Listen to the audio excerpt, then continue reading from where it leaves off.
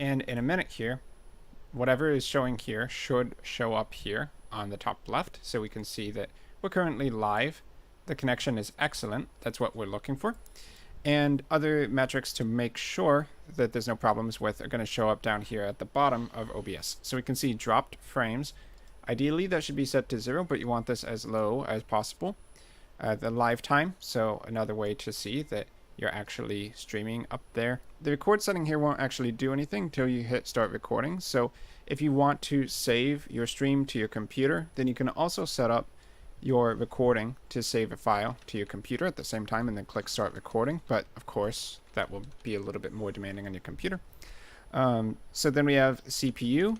This is the percent that OBS is using. If you have a game, that's of course going to be taking up additional CPU resources. So just keep in mind that streaming games is pretty hard on the computer. It does take a decent computer to do that. And then FPS, you want this to be consistent at the FPS you set before. Yeah. So I'm doing 30 FPS. That's what we're looking for.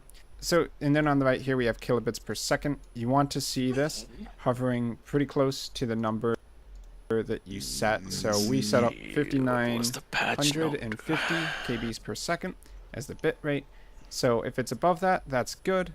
If it drops too far below that, or drops below that consistently, then it might be that you need to turn the settings down a little bit because your computer / internet just can't handle it.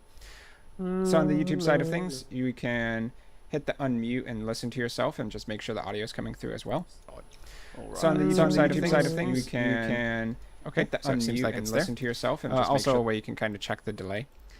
And just to make sure that something else is going to show up here, I will just add an image here and make sure that the video feed's going as well. So we can click add for the sources, image, and I'll just select a image on my computer.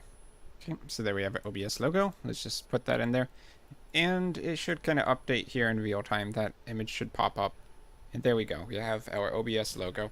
Of course, if you have a game added as a source, that will be popping up here as well.